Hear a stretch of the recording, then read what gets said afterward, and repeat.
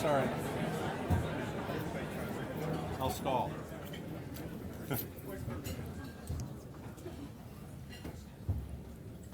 Good afternoon. You think I'd forgotten my name, wouldn't you? But I am Ellsworth Brown. I'm club president. Welcome all of you here.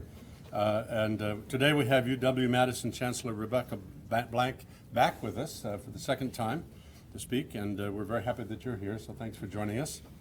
And I'm also have my eye on the seat of one of the people who's leading the singing this afternoon. So if I go slowly, you'll understand why.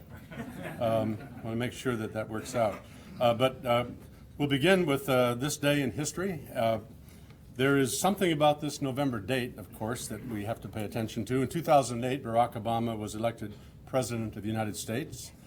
And in 1992, also from Chicago, Carol Moseley Braun became the first African-American woman to be elected to the United States Senate.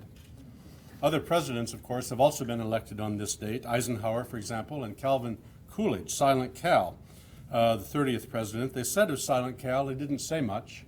And when he didn't say much.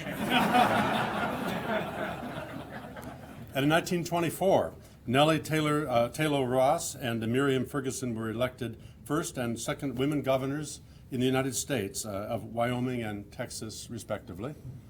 And in 1922, in case you're checking, the entrance to King Tut's tomb was discovered. I just say that for the Bartels who just got back from Egypt. I don't know if you saw the tomb or not, but there you are. And we're ready to go? All right. So we have opening music, and Chancellor Blank, you'll be especially pleased to know that today's music is led by UW alumni. Soprano Emily Bursan earned her master's degree from the UW-Madison and was a member of the Ryan Opera Center at the Lyric Opera of Chicago, and has sung leading roles for Chicago, the Edinburgh Festival, and Boston Lyric Opera, among other places. She will be singing the role of Musetta in Puccini's La Boheme for Madison Opera on November 13th and 15th. And today, she will sing Musetta's Waltz, in which her character shows off for her ex-boyfriend by telling everyone within earshot how amazing she is. No comment. Emily is accompanied by Scott Gendell, an award-winning composer who received his Doctor of Music of Arts degree in composition from UW-Madison as well, with a minor in opera accompanying and vocal coaching. Emily and Scott, we are really thrilled to have you here with us and understand that you will be leading us first in God Bless America, and then we will not sing along to the second piece. And following music, our guests will be introduced by TJ Blitz. I'm going to turn off the mic for you. Sure. I bet you don't need it. Yeah, we'll all sing together.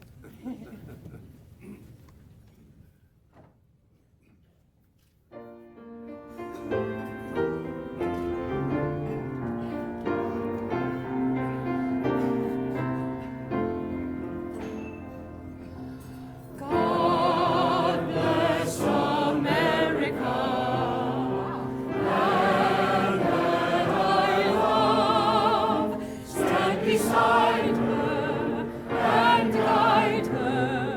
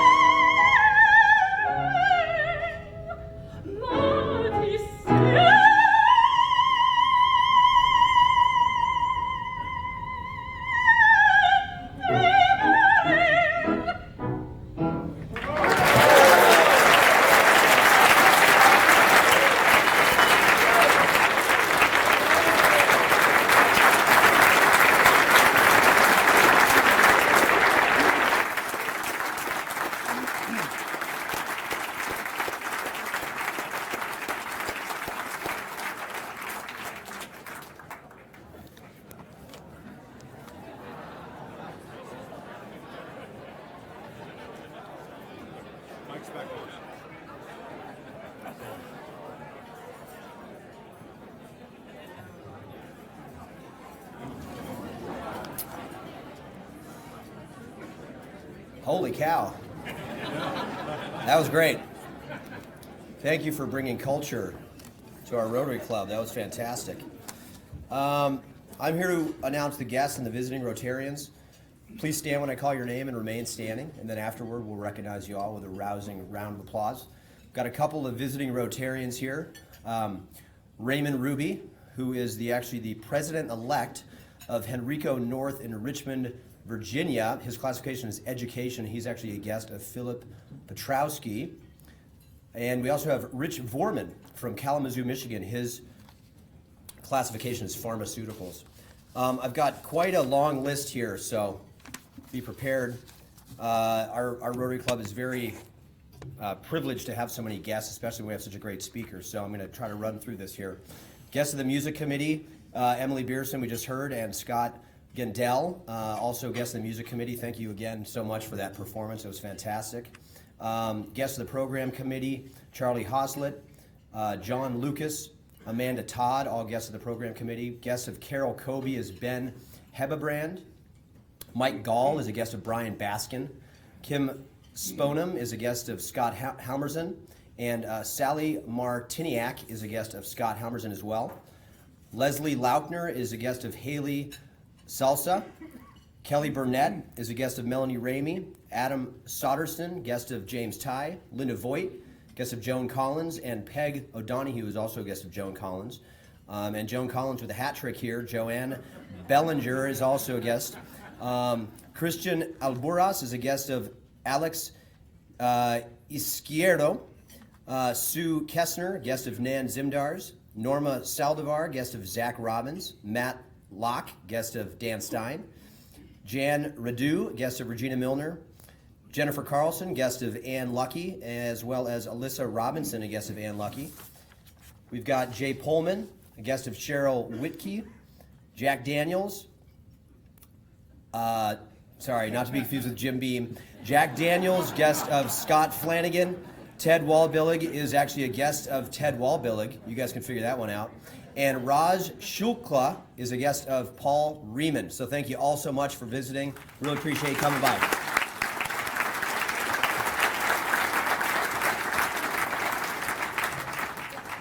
Thank you very much for the introductions.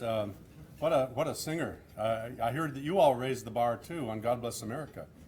I love that high note at the end, just because she could. We have three new members joining us today. And let's start with Lynn Roth. If you'd stand, please, along with your sponsors, Marcia Whittington and Lynn Myers. Lynn has been loaned the classification of Business Services, Supplies, and Technology retired, and is a former president and owner of Locus Incorporated. He was previously a member of our Rotary Club from 1995 to 2001, as some of you will remember, I'm sure. He was born in Washington, Pennsylvania. He came to Madison in 1977. Lynn and his wife, Jean Martinelli, live on Vaughn Court and have one adult daughter. He holds a BA degree from UC Berkeley and a PhD degree from UC San Francisco. Has served as president of the International Loran Association 4 times and has been on its board of directors for 10 years, where he served as its Congressional Relations Committee. He's also a member of the Institute of Navigation and is a fellow of the Royal Institute of Navigation. Safe to say, I assume that you've never been lost. Lynn serves on the Grace Foundation board as a director and chairs its Care for All endowment program, in fact, the Bascom Hill Society as well, and the Roth Martinelli Scholarship Program. He also serves as a lecturer for Plato UW Continuing Education. Travel, reading, sports, teaching, and travelogues are among his favorite hobbies. So Lynn, if you'd remain standing, your sponsors may sit down, and John Rosenfeld and your sponsors, if you'll please stand, including Doug Dittman and Frank Byrne. John has been loaned the classification of Health Services and is president of St. Mary's Hospital. He previously served as executive vice president and chief operating officer at St. Mary's from 2006 to 2012. Born in Chicago, he makes his home in Madison on West Washington Avenue with his wife, Jill Corey. They have 2 adult children. John earned a BA degree from the University of Pennsylvania and an MBA degree from the Wharton School of Business. He's active in numerous community and professional organizations and enjoys playing tennis. So John, please remain standing. Nasser Wahali and her sponsors, Deb Raup and Wes Sparkman, please stand. Nasser has been loaned the classification of Community Services and is Development Director for Madison Area Urban Ministries. Nasser is originally from Somalia, and she and her husband, Abdurrahman Siad, live in Basalt Lane in Madison and have 2 sons and 2 daughters. She attended UW-Madison, where she earned a BA degree, and continued her education at Cardinal Stritch University to earn an MBA degree.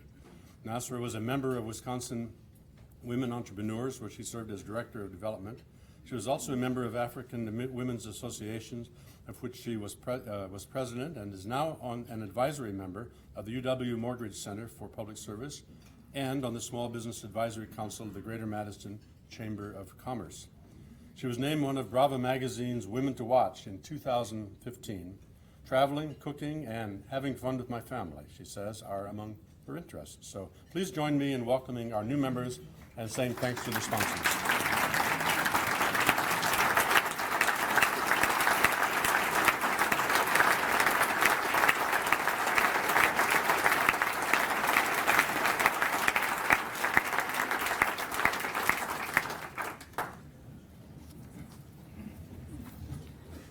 Bill White chairs our Fund Drive Committee and will launch this year's annual Fund Drive. Bill?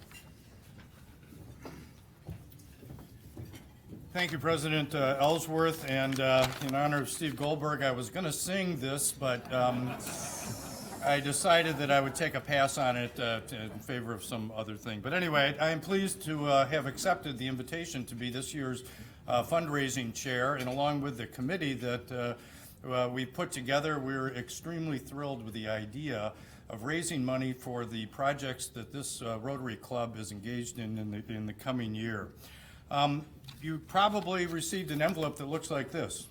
Everybody got one? Have you opened it? Have you filled it out yet? All right, well, that's the first thing that you want to do. I think this is the time of year we're all kind of taking a look at year-end giving, and this is the time that we really, really hope that we can aggregate our giving power so that we can make a difference in our community. We have a goal this year that's similar to last year of a $150,000 goal, which is attainable. Just look around the room, you'll see it, it's here. We've had about a 90% participation rate in this program in the past.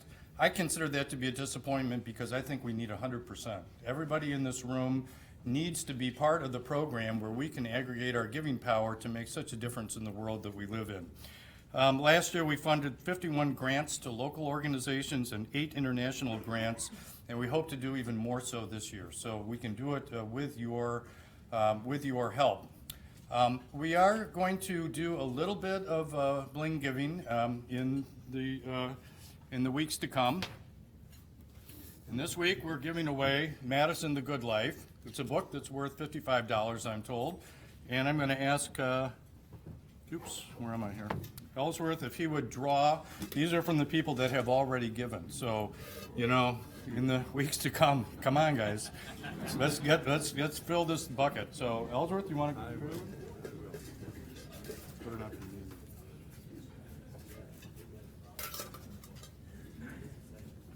John Bassett Field. Yeah, here we go. All right.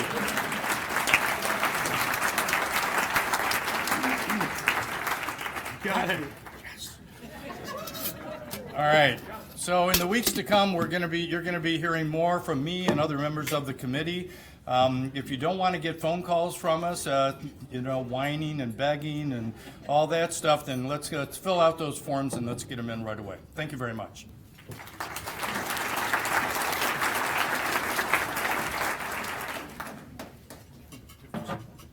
Thank you, Bill. I know it was a successful drive.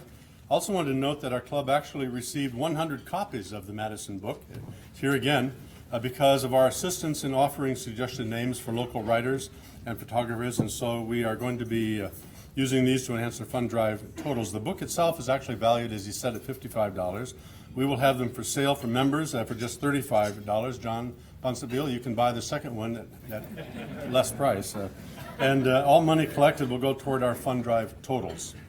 The book's author, Doug Moe, has actually signed each of these books as well for us. These books can make a great gift, as you know, for the holiday season. There's a little smiley here at this point in my notes that was put in. Since the book has a value higher than the cost, we won't be issuing tax receipts for the book, just in case you were wondering. And perhaps it goes without saying, but we also don't record the amount of the money that we collected against your own names in the fund drive. Pat made me say that. But it's actually a wonderful book and fantastic photographs in it if you haven't had a chance to look at it yet, so I recommend it to you. Next Wednesday is our annual director election. We had a committee of 5 who had developed the listing of candidates. This year's committee was chaired by Tim Stottleman and included incoming President Michelle McGrath, Donna Hurd, Bob Dindorf, and me. And I'd like to introduce to you, as I have each week for the last 2 or 3 weeks, the members who have agreed to place their names in nomination for the 6 openings on our club board of directors. And if you're here, would you please stand as I call your name? Chris Ash, Herman Bauman, TJ Blitz, Paul Hoffman, Stan Kitson, Mario Mendoza, Oscar Morellis, Carmen Poco, Paul Renola, Trey Sprinkman, Charles Tubbs Sr., and Derek Van Mel. Thank you very much.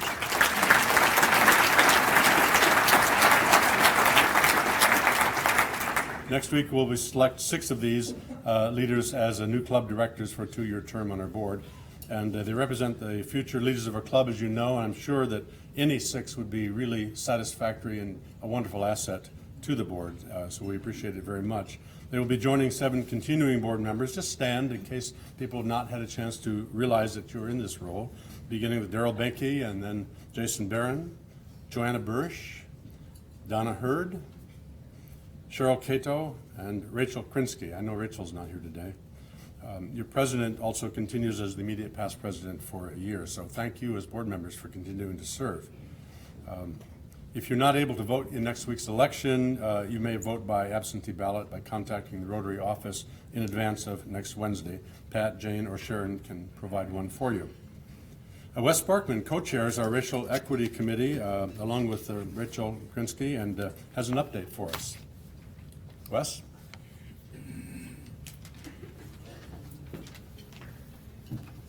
I too was thinking about singing this, but no, I will take a pass also. Our Rotary Club is embarking on a project of historic proportions. The Rotary Club of Madison's Racial Equity Committee is striving to make our club and some of the businesses that we represent fair to all concerned. Sounds familiar? A Grace, Wisconsin Public Radio, through the UW Extension Broadcasting and Media Innovations, Community Partnerships, DeWitt, Ross and Stevens, Findorf, Home Health United, Journey Mental Health, Overture Center, WEA Trust, Wegner, YMCA, and Families and Schools Together. Each of these organizations and many of our Rotary committees and fellowships groups are going through the process of valuing perspectives and viewing what we do here in the club and at our places of employment through a racial equity lens. The Rotary Foundation Board, Membership Committee, Classification Committee, Program Committee, Grants Committee, and Scholarship Committees all have an assigned liaison to walk through the critical questions about equity. I know that this is our club's season for ethics and ethics symposium planning. We need you to join us too in our club's push to address some of the ethical dilemmas that are plaguing our city and county.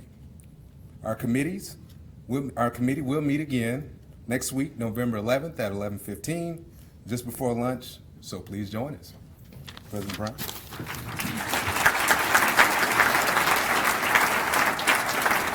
Thank you, Wes. We have birthdays to celebrate. Our club, as you know, offers the opportunity to share a bit of humor or wisdom and the opportunity to round up your birthday gift to $100 for our club's Synergy Scholarship Fund. So please remain standing until we're done singing to you. On November 1st, Joy Gander, and on November 2nd, Brian Anderson, Peter Cavey, and Victor Rodriguez. November 6th, Tom Mose. November 7th, Phil Blake and Bobby Sladkey. Happy birthday to you all.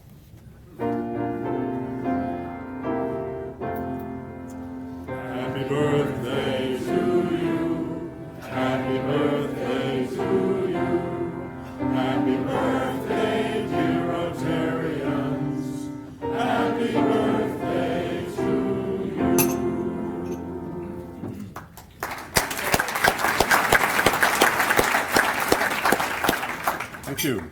We have a number of announcements today. Of course, review your table tents if you would, please. We also have 2 pair of tickets, 4 tickets altogether, 2 and 2. Donated, let's see, Trip Witter has donated 2 of them for tonight's UW men's basketball game against UW River Falls. Tickets and parking have a value of $78 for the pair. For a donation to our Madison Rotary Foundation, you can have these tickets for tonight at a good price. Just a tip, Chancellor, in case you need to get in easy. And so come up afterward if you'd like, and that goes for the second set of tickets as well, donated by John Hayes. So we have 2 pair of tickets for tonight's game, and come on up afterward if you'd like them. We have members in the news. Congratulations to Deb Archer, who is among 5 people to receive the 2015 Women's Industry Award from In Business Magazine on November 5th. Congratulations to Frank Byrne and Floyd Rose, who have been named to the Board of Directors of the St. Mary's Foundation. Mark Clear was pictured and quoted in an article about career matchmaking in Madison Magazine. Jackson Fonder has written a 2-part article titled 100,000 Steps, in which he reflects on his current adventures, the rim to rim run hike across the Grand Canyon and back, a 48-mile trek. I don't know whether that's 50,000 miles per article or steps per article, or whether it's 100, but it's going to be interesting to read, I think. That's hard to imagine. Scott Hummerson and Yajit Ukhtam will attend Rotary International's United Nations Day in New York City on November 7th. And Valerie Kazamias, Elaine Mishler, and Carol Schaefer were pictured at recent Madison events in Madison Magazine. Oscar Morellis was pictured in an article titled The Sounds of Democracy. And Mario Mendoza was co-emceed the 5th annual La Movida Herenchia Hispania Awards location, and I learned German and French, but not Spanish, on October 13th, where Leslie Howard received the 2015 Award for Community Institution of the Year on behalf of the United Way of Dane County. Sandy Morales received the Hispanic Achievement of the Year Award, and Oscar Morales received the Believe and Success Award. So congratulations to these award winners. That's really wonderful. Ron Luskin was interviewed by Carol Colby on All About Living, and all about mental care, in fact, and the needs and how Mentor Unity Point is addressing them. Carmen Poco was pictured and quoted in an article titled Anti-Poverty Activist Hopes New Documentary Will Break Chains Nationwide. Marilyn Rhodes was pictured and quoted in Madison Magazine cover story article The M List. Merida Foundation's Pulse Point was listed under Healthy Inspirations. And Amy Supple was quoted in an article entitled Tips for Holiday Travel and Festive Fun Close to Home. What an amazing array of people that are contributing to the life of this institution. Thank you all.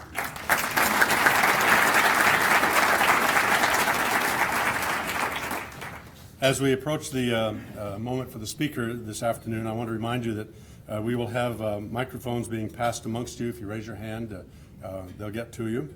And we look forward to your presentation. As I said earlier, Chancellor, when she became Chancellor 2 years ago, she spoke of 2 distinct agendas for UW-Madison, providing the next generation with the skills necessary to succeed in the world's changing economy, and maintaining this university's position as a leader in innovation and research. The experience that the Chancellor brings to her work blends a knowledge of economics with her history of leading through innovation, and with a background as an educator and researcher as well. An economist by training with a PhD degree from MIT, the Chancellor has served on the faculties. We have right beside her another MIT graduate, as a matter of fact, strategically placed. An economist by training, she has served on the faculties of Princeton, Northwestern, and the University of Michigan. She was dean of the Gerald R. Ford School of Public Affairs at the University of Michigan between 1999 and 2007. Was member of President Clinton's Council of Economic Advisors and served as Undersecretary, Deputy Secretary, and Acting Secretary of the U.S. Department of Commerce under President Obama. Born in Mississippi, later moved to Minnesota, married to Hans Kuttner, a senior fellow at the Hudson Institute, a Washington, D.C. think tank, and now with us in Wisconsin. They have 1 daughter. Chancellor?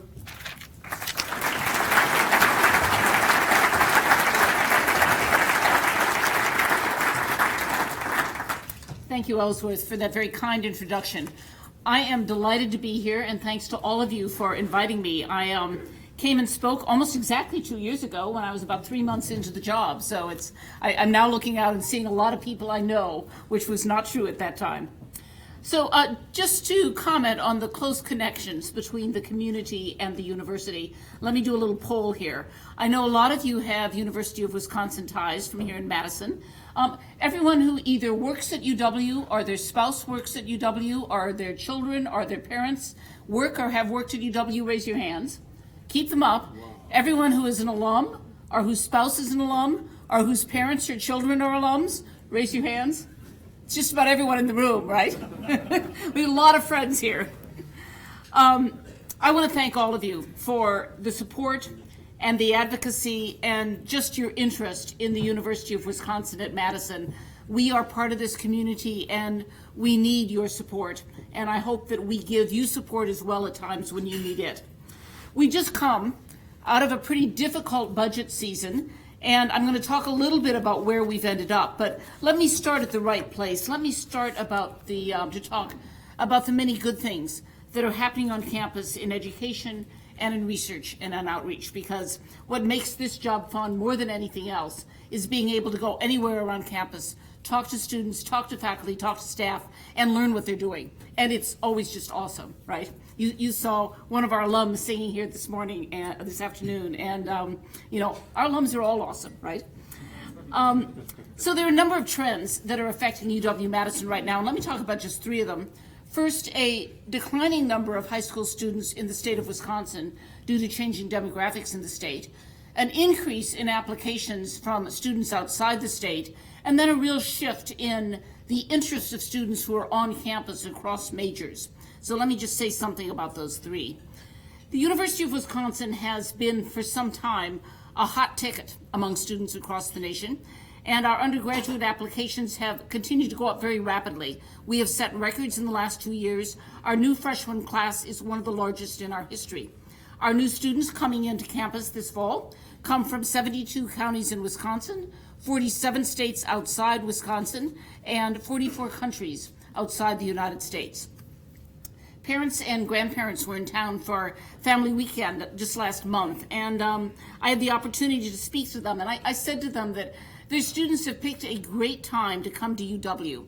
We've just gotten our numbers from last year on some of the key outcomes that we track regularly, and we've seen 6 to 7 years of very steady improvement in these numbers. So first of all, our retention rate, the number of freshmen who return for their sophomore year, is at a new high. It's just below 96%. It's 95.8%. That is better than our peers and better than most four-year colleges. We are well above the average on that one. Our graduation rates are at an all-time high. They are also well above our university peers, and those have been moving up steadily. And our time to degree continues to fall. And time to degree is particularly important because that's very highly correlated with the amount of debt that students take on. Now, that kind of improvement reflects some hard work on campus about investments that we've made in academic and in career advising, our focus on educational quality, and our commitment to teaching well, which I will say I've been to some of these, not all big campuses do. However, those increases in applications largely come from people out of state. The in-state number of students have not shown very large application increases, and that's not surprising because the number of high school graduates in the state has actually been falling. It peaked in 2009, and it's fallen very rapidly since then. It has declined by 10% in just the last 6 years. That is a challenge for all of us. It's a challenge for the state. It's a challenge for the schools in Wisconsin. It's certainly a challenge for our employers if you look forward at what's going to be happening to the workforce here in the state. You might have seen that the regents gave us a waiver on our cap on non-residents at the recent Regents Board, and I want to really thank them for that. And that is largely in response to these demographic changes. If we want to grow any further in Madison, we quite honestly are not in a situation where we can take in 3 out-of-state students for every 1 in-state student. And what the regents allowed us to do is to remove the cap on non-resident undergraduates. But in collaboration with us, I did this very willingly, we made a very strong commitment to Wisconsin residents. We guarantee, this is a waiver for 4 years to see if this works, we guarantee that we are going to enroll a minimum of 3,600 Wisconsin freshmen in every entering class. Now, 3,600 is about where we were this year. It's above our average over the last 10 years. As the number of high school graduates declines, it's going to, over the next several years, be an increasing share of the high school graduates graduating in this state. That is a very strong commitment to Wisconsin, and it's a commitment I think we need to be making. But as high school graduates decline, it also means that we're going to have to work hard to make sure that we attract even more of our top quality students in Wisconsin and keep them here in the state. And that's to the good of Wisconsin. The majority of our Wisconsin applicants who apply to Madison, get admitted, but decide not to come, go out of state. And what we want to do is keep more of those students in the state here at Wisconsin, because that's going to increase the likelihood they spend their careers here in state as well. Of course, it's not just the number of students that matter to us, but also what they study. And every campus over time sees shifts in interest, and you're always sort of trying to adjust your faculty ratios as a result of that. We have to stay nimble as student interests change. But we have seen a very clear shift over this last decade, and particularly in the last 5 years, of large numbers of students moving into the so-called STEM fields: science, technology, engineering, and mathematics.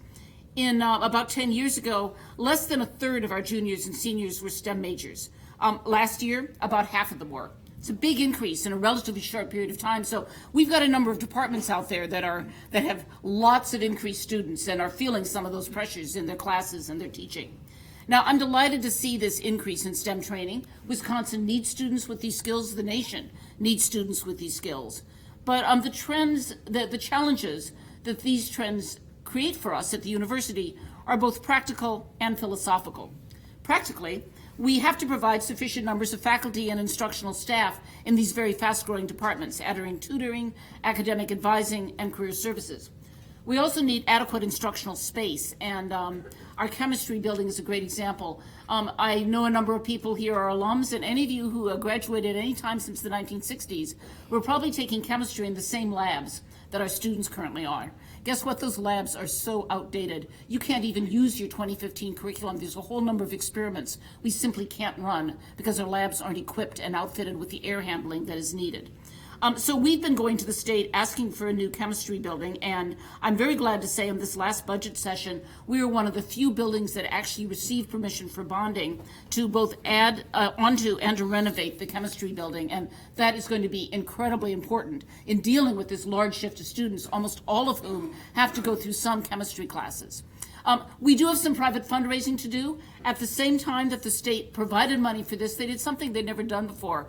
They basically said, you've got to raise 20 to 25% of the cost of the building. And they never done that before in an educational building.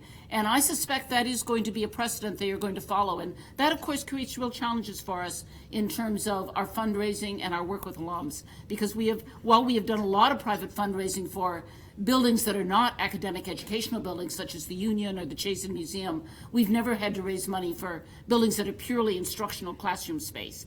And so that is a change in this.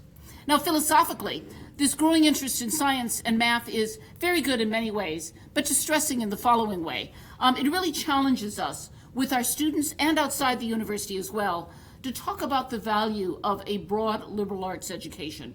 And that students are not here just to study chemistry or engineering or computer sciences, but there is a huge value to those distributional requirements that take them into social sciences, that take them into the humanities and the arts.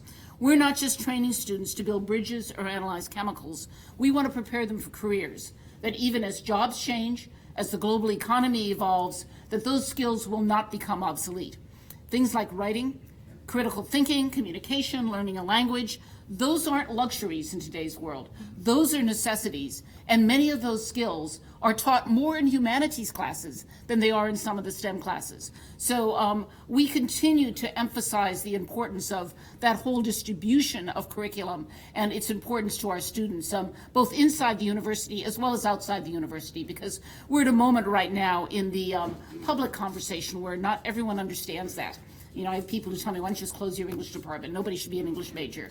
And that's really not true, I tell you. We have some great English majors, and our English department is a very central part of our university, as are all of those other departments. So we educate lots of students, and going out there and being with students is one of the fun parts of the job. But we also run one of the world's top research enterprises. We are the only university in the nation that is ranked in the top 5 in total research expenditures every year for the last 4 decades. We are a real research powerhouse, and sometimes that's not fully appreciated here in the state.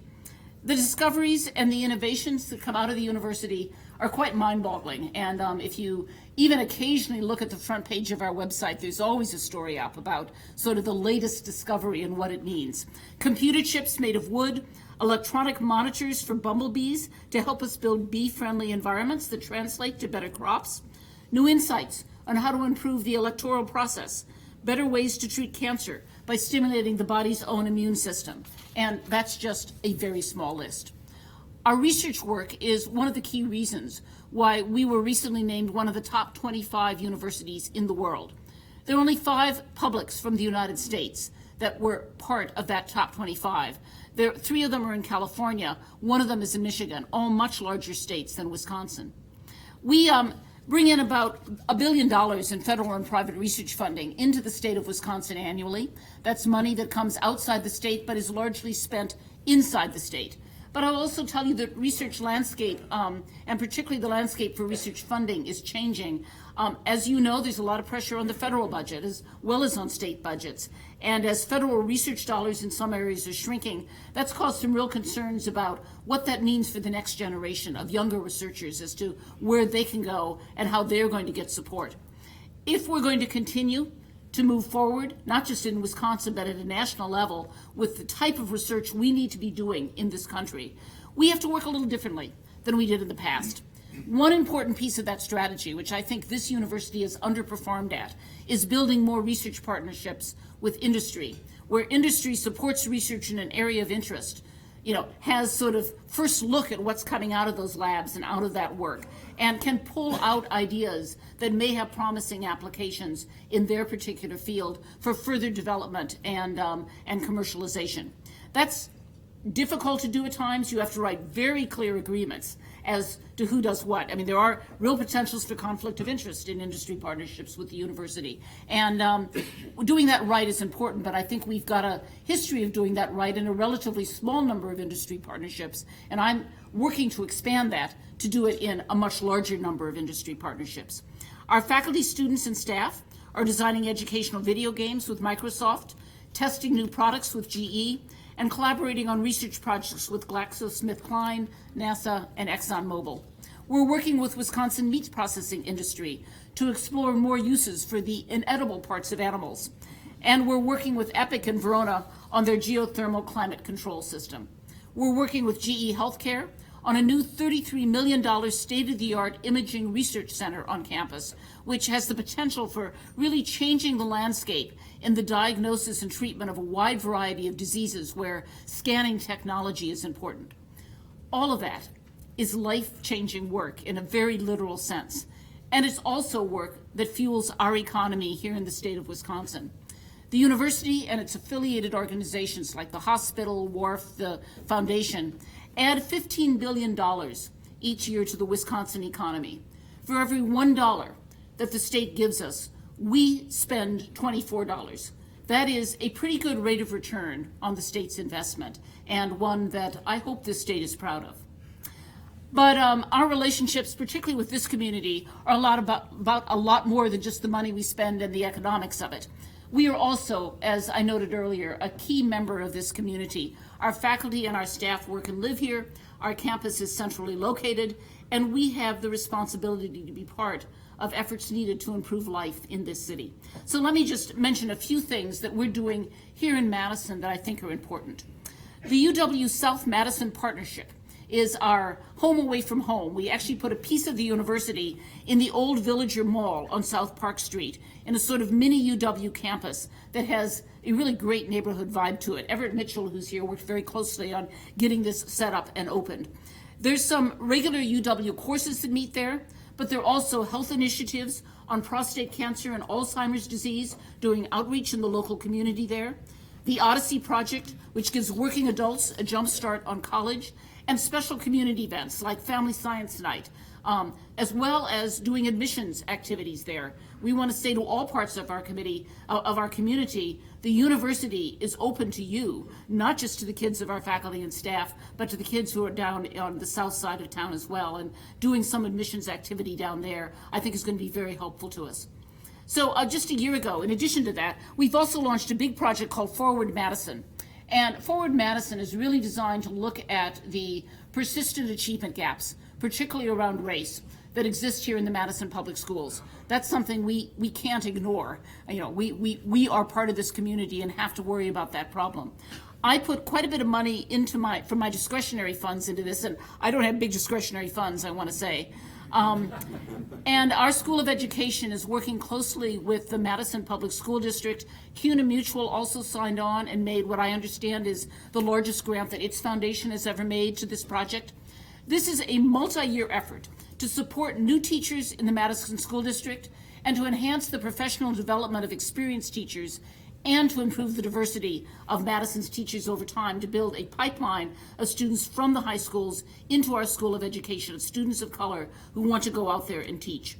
Some of our community, and I say that pipeline program I'm very excited about. It's one of those things that you're investing in the future. We're working with a group of students, largely students of color, students from low-income families, first generation, who would be first-generation students going to college, currently in high school, trying to give them some additional assistance and help so that they can come into our School of Education when they're ready for college, get through our School of Education, and go back and work in the Madison and the nearby schools. And that's not going to start showing results for 6, 7, 8 years, but it's the sort of program we need to work at and keep working at for decades, and that will start showing effects in this community. Some of our community outreach occurs on campus as well as the things we do off campus. And there are a lot of public events that bring town and gown together that I know many people in this room come to regularly. I hope a few of you got to the Wisconsin Science Festival last month. That was fun. My husband and I were there. Or you've seen the latest exhibit at the Chazen. There's a really cool special exhibit at the Chazen if you haven't seen it. Or joined us at Union South for Brian Stevenson's talk about his best-selling work, Just Mercy, which is this year's Go Big Read campus-wide book club selection. Developing new programs and wonderful spaces that bring people together and that enrich the community is an important part of our mission. It is what the Wisconsin idea is all about. So some of you may be surprised to hear we're actually growing and thriving in many ways, given the barrage of negative publicity we received last spring. To paraphrase Mark Twain, reports of our demise have been rather wildly exaggerated. But there is no doubt that last year's budget debate really created problems for us, and that negative publicity was only a piece of it. Let me summarize some of the main points of sort of where we ended up and how we're moving forward. As you know, the cut to the UW system totaled $250 million. That's a very large cut in a one-year period. With other things going on campus, our cut that we had to sort of start working on effective July 1st was an $86 million hole that we had to fill. And any additional spending, that's $86 million, assuming we don't spend a penny this year more than we spent last year. I'm going to come back to that. So we're addressing this on a number of fronts. First of all, we have this year implemented $34 million in budget cuts, and next year we're going to implement another 11. More than 50% of that hole is going to be filled through internal budget cuts. And it's important to emphasize that because my campus is feeling that across the board in every department. Those budget cuts are not costless, and in many places they're causing some real pain. And we're taking pain with this budget cut. Secondly, we have been working, a number of people in the whole system are working on the question of what should tuition be? And I'm particularly concerned about that at UW-Madison. I am particularly adamant that our out-of-state tuition should be market priced. I'm an economist. People are going to come buy our services from out of state. They ought to pay market price of what they pay if they went to Illinois or Indiana or one of our other competitors. And we haven't been charging that. We've been charging way under market for our out-of-state tuition, as well as under market for many of our professional schools. And many of you probably heard me say this. Our vet med school was cheaper to go to if you were a resident of Illinois as an out-state student than to go to the vet school as an in-state student in Illinois. That makes no sense at all. And I really want to thank the Regents for giving us permission for the next 2 years to do some increases in our out-of-state and our professional school tuition. We still won't be where we need to be, but the Regents have given me permission to come back and ask again, and we'll see what the effects of this is and where we still need to do some additional further increases. The question of what tuition should be in the in-state level, of course, is a harder question because we owe something back to the citizens. Tuition is being subsidized by the state, and there's a reason why tuition there is lower. So that's not a market price. That's a politically negotiated price, right? As you all know, we're in the third year of a tuition freeze, so we've got another year of that, and then we're going to go into negotiations again. And you know, I'm an economist, and I know what the research literature on price freezes looks like, and it's usually not a very good idea, is what that literature suggests.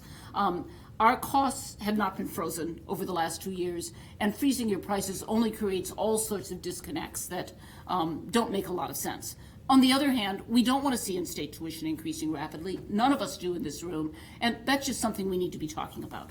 So, setting tuition right, doing the right things on budget cuts. Thirdly, adjusting our admissions process to respond to changing demographics, and I already talked about that a little, and I think the commitments that we've made with the waiver of the non-resident cap really put us in a position where we've got a little flexibility.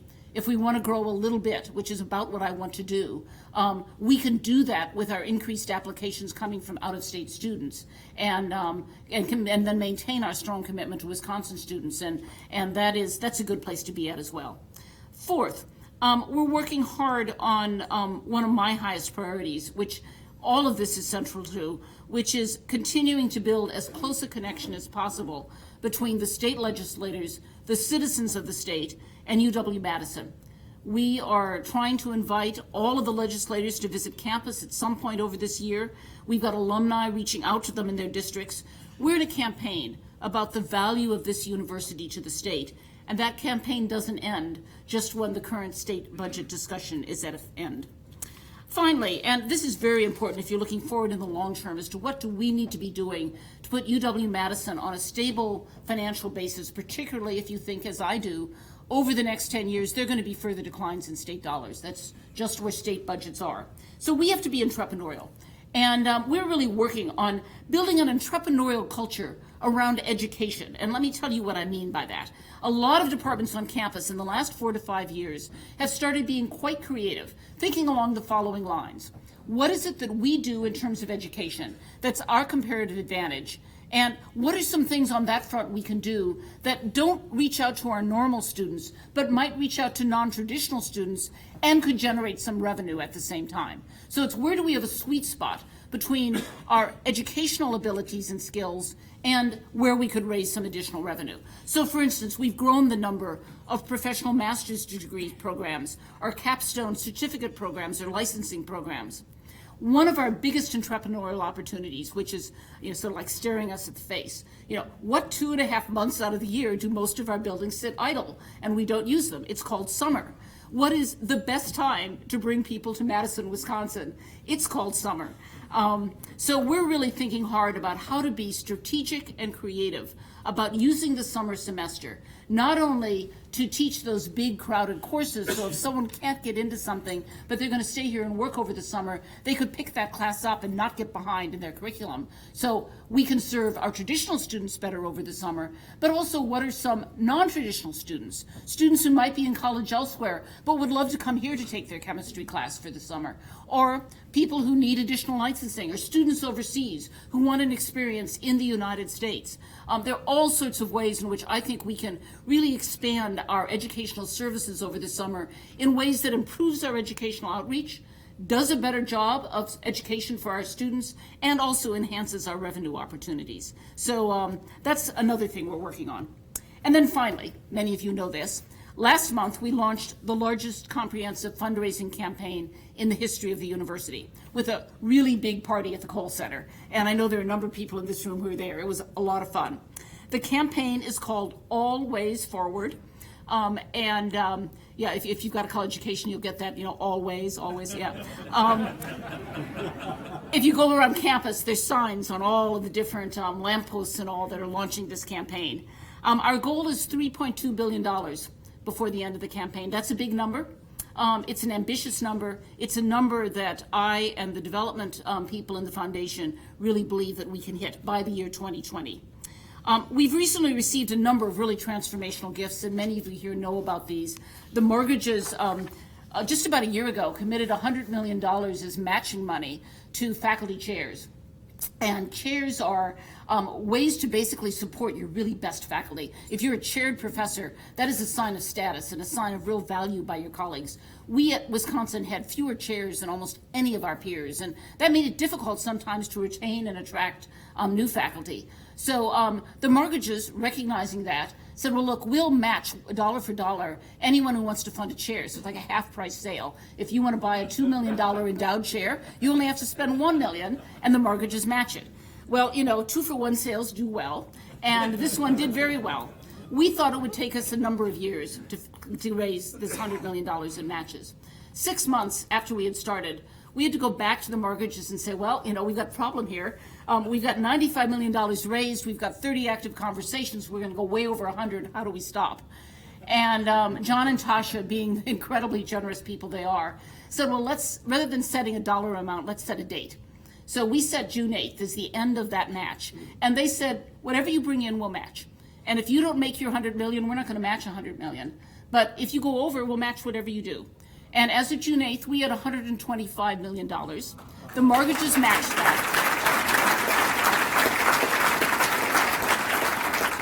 And we now have a $250 million new endowment for faculty chairs, over 100 new chairs across campus that are fully funded.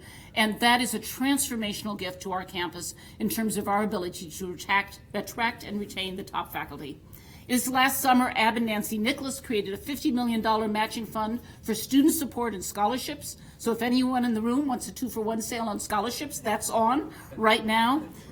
Last month, Jerry and Simona Chazen announced another $28 million pledge that includes a whole number of just beautiful pieces of modern art from 20th century painters that they own, along with faculty chairs in both art and art history. And just also in the past month or two, the Granger Foundation made its second major commitment, a $22 million commitment to enrich engineering undergraduate education in all sorts of really exciting ways. Those gift dollars are really important, but I've got an important talking point for everyone in this room because you're here in Wisconsin and Madison. Gift dollars are not substitutes for state dollars or tuition dollars, okay? And I can't say that strongly enough. And here are your 3 talking points when someone says, well, look at all the money they're bringing in. They don't need any more state funding. First of all, gifts are tied to donor intent. They're designed often to fund things your state and federal and tuition dollars cannot fund. Donors don't want to replace state dollars. They want to fund something that would never happen if they hadn't given their gift. So they often want to fund what I think of as the margin of excellence, things above and beyond what we can do with state and donor dollars. They can't be used just to fill holes in a discretionary way. Secondly, many donor dollars are not expendable. When I tell you we raised $250 million with the mortgage match, I don't have $250 million to spend. That's an endowment.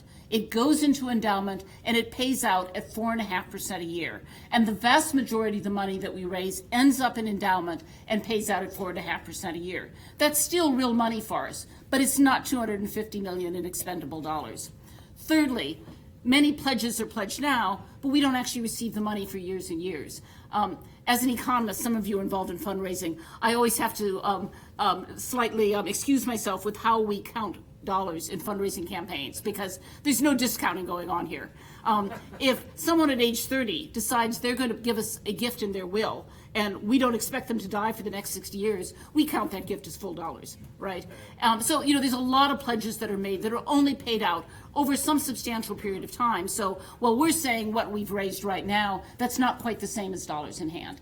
All of those things are important to keep in mind when people tell you, as I promise you they will, look at the fundraising success, they don't need anything more. But the last comment I'd make, and this is even more important, state dollars and gift dollars are complementary to each other.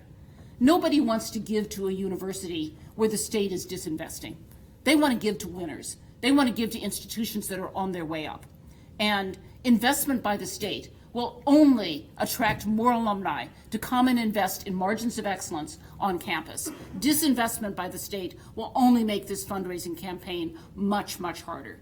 And that sort of complementarity between our other sources of dollars and our gift dollars is something that everyone needs to know. So, moving the university forward, it has a lot of challenges involved in it. And we have to, and part of those challenges is conveying to the community, to the state, to our elected officials, our institution's value, not just as an educational institution, but also as a really tier 1 research institution. The greatest thing about working on campus is the unending supply of energy and ideas. And any of you who set foot on campus just can feel that energy, particularly during the semester. Let me tell you about one of our students who I find, one of our just great students who gives a sense of that.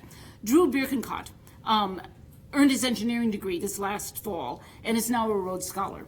Drew tells a story about working with a team at UW to design a cardiorespirator monitor for use in developing countries. Their task after they worked at it seemed impossible. They needed to take a modern medical technology and try to produce something that was low cost, simple to operate, and robust enough to last in third world settings, okay? And the constraints on this were immense. The team was working on it. They were frustrated. They were getting nowhere. And then there was a moment that happened when they realized that they could turn this problem around and think about it differently. And they realized, Drew says, that the answer was to create a new design for a monitor, a piece of equipment they'd taken as a given, that if they changed that, all the other things in the equation would change as well. A better, a smarter, and a more sustainable design. As we think about the future of our university, we too need to think about how we turn things around, how we experiment with new approaches, and we have to be willing to do things differently than we have done them in the past. Like all the rest of higher education, UW-Madison is in a time of enormous change. That makes it an exciting place to be, but it also makes it a challenging place to be, and we need to find ways that lead that change rather than being buffeted by it. I'm always mindful of the extraordinary investments the people of this state have made in this university since 1848, when we were co-founded with the state. We will keep the promise of an outstanding education at a reasonable price. We will continue to attract superb faculty and teaching, both teaching and research faculty, and we will build ever stronger relationships with our loyal alumni. But we need the support of our community and the support of the state in doing that. That is how we're going to move the University of Wisconsin forward. Thank you very much.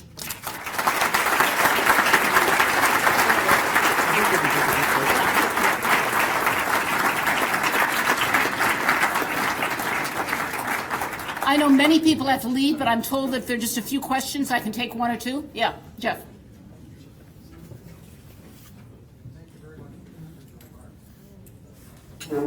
Good. Thank you very much for the wonderful update on the University of Wisconsin-Madison. As you can tell, many of us here have close connections with the UW-Madison, and it makes us very proud of what you are telling us is going on. When I was an undergrad here, the state covered about 50% of my educational costs, and I paid the rest with tuition and other sources of revenue provided it. I think it's now less than 20%. It's 15%. 15% that the state pays. Comparing this to other state universities and with your experience, what do you think the appropriate level of state support for UW-Madison should be? That's a tough question to answer. All states have faced the same sorts of declines that we have. 15% is about average among our peers in the Big Ten, for instance. We've got some below us, some above us. So we're not in an unusual situation. I think clearly the answer is not zero. And I will tell you particularly, we're coming very close to the point, if you take the difference between my in-state and out-of-state tuition and multiply it by the number of in-state students, where the state will no longer be covering that subsidy. It's one reason you've got to talk about, and it used to be the state not just covered that subsidy, but helped subsidize the library and buildings and everything else. So, we're really at a time of change, and this is going to involve some very difficult conversations with the state and with the legislature. And this question of how do you set tuition and how does that relate to state funding? I mean, everyone complains about tuition going up, and at the big publics, every time state dollars go down, tuition goes up, and freezing tuition doesn't solve your financial problems. It just lowers the quality of the university, right? So, that is a conversation we have to have. I'm very aware that state budgets are under enormous pressure, right? They don't have a lot of extra dollars, and particularly here in Wisconsin, we haven't had the income growth to generate that. So I quite honestly expect further declines in state pressure, but then I want some conversation about how we manage to run and support this university that goes beyond, well, we're just going to freeze your tuition at the same time. And a really important piece of this, we cannot be constrained in everything we do by a state that funds only 15% of our resources. They manage and oversee every activity as a state agency, and we have to have more management flexibility on that front. And that is a quid pro quo for further reductions in state dollars, to me, is absolutely essential if UW-Madison is going to survive at its current level of quality. Yeah. Stu Levitan, UW Law 86. I appreciate the optimistic interpretation you gave of events. I don't think you addressed the issue of the loss of statutory tenure. Yeah, I didn't talk about that, no. That's what, Yeah. well, that's what I'm asking. happy to talk about that, yeah. How much damage did that whole debate do both internally and externally? Yeah, so as you know, at the end of the budget season, the state took the statutes out that define tenure. And the Board of Regents almost immediately put those same statutes in general policy. Now, let me be clear, because I've come from a lot of other universities. I don't know any other university that had that in state statute. Every university I've ever been at has those tenure statutes in general policy. Now, this was a change, and it was a really worrisome change for a lot of faculty, because they had thought by being in state statute it was more set and stronger. And I was always looking at that thinking, leave that up to the state. The regents are the ones who know something about higher ed here. So I was not too upset about that, and I think we would have gotten over that. But then they did something else. Because they'd taken tenure out, they took the language that related to staff, and they had to say something about how tenured faculty were covered in their HR system, and they took the staff language and dumped it in to apply to tenured faculty. And that was real damage, because that talked about ways in which you could dismiss faculty, which are just completely inappropriate for tenured faculty. So we have been in the process at Madison of putting together a proposed set of policies that would interpret how we implement that state language in ways that are consistent with our peers.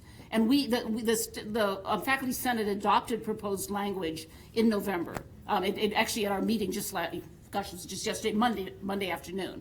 Now, in the meantime, the regents are writing broad tenure policy-related statutes. And they want to complete their statutes, and then they will consider the individual policies of specific campuses. And I'm very much hoping that our policy, which I think is very acceptable, very strong, the sort of policy a place like UW-Madison has, is going to fit comfortably inside the broad regional policy. And if that happens, then this issue is behind us. But, we've got to let all of that play out. It hasn't happened yet. One more question. Yeah. We all admire your passion in this road, but we want to know, what were the three things that really attracted you to this opportunity? And then what were the three biggest surprises once you got here? So I've spent my life around universities, and I went off to work for the federal government. I've actually done that 3 times in my life. I stayed longer in DC than I expected because I got a couple of promotions that I didn't expect. But after 4 years of working inside government, I was ready to come back to a university. It's, I've said this in other groups. I think it's where, I'm an economist, it's where the future is. It's where we train workers. It's where we do innovation. That's what's going to move this nation and change the world, right? So I love being at universities, and coming back here was great. Why Wisconsin? I grew up in the upper Midwest. I've lived around the upper Midwest. I've been in Chicago. I've been in Michigan. I grew up in Minnesota. I took my honeymoon in Wisconsin. But it really matters to be at a place where you culturally match the institution. And I will say, you're just a better leader. I mean, it doesn't take as long to figure out what's going on around you. And this felt like an institution that would culturally match who I was and what I could do as a leader. And then thirdly, Wisconsin is it's one of the top public institutions in the world. It's just a great opportunity. So all of those things are what brought me here. What surprised me, I've said this, I must say, there's a lot that didn't surprise me. There's a lot of things that are similar across institutions, and big public universities do look more alike than different in some ways. But 2 things that are true here that I had not observed in quite the same way elsewhere. One, every place I've been to gives lip service and even does a little in the way of outreach. I have never, ever been at an institution that takes the idea of outreach into the community and the state as strongly as this one does. We have our own name for it. We call it the Wisconsin idea. And literally in my first couple of months on campus, people would come up to me and say, now, you do know about the Wisconsin idea. You do know how important that is. And, I love that. I mean, I think it's one of the real strengths of the university, and it's one of the things that surprised me about this budget debate is people don't understand how deeply enmeshed we are in this state, particularly compared to our peers in some other states. So that was number one. And number two, which I think goes along with that, we've been through some tough times at this university, and it's not just this last budget debate. We're now in the midst of a discussion about banning and criminalizing fetal tissue research, about whether you can carry guns in classes in Camp Randall. I mean, these are difficult issues, discussions about tenure. And I've got a faculty and staff, and particularly, I don't have these comparison figures for staff, I do for faculty. My faculty on average are paid 12% less than their peers, not at Harvard or Duke, but their peers in the Big Ten, right? So why do they stay? And my second real surprise here was the degree of commitment of the faculty and staff to this institution, and I could say the alumni as well. And I'm still trying to figure that out. Some of that, I think, is our very strong governance commitments. Some of that is the city of Madison and the history of Wisconsin and people's sense of being really involved in this state and community. But it is golden, but you cannot count on it. It could go away as a result of where we are right now. And if it goes away, it will be very hard to retain the quality of this university. So that degree of commitment and connection to the university is just wonderful. And I rely upon it. And I will do everything I can to keep it. So, Tickets?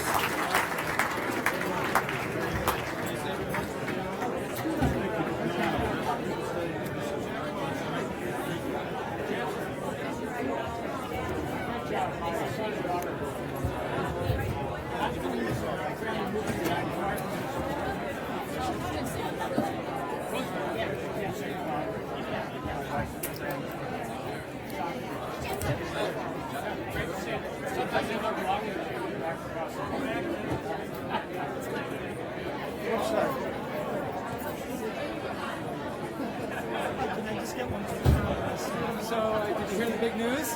What is it? I'm one of your authors. Oh, I heard that. Yes. I have a signed contract. That is fantastic. The first deadline that Kate and Aaron has when they came up with, they wanted September of 16 to get it in bookstores for holiday 17. And I said,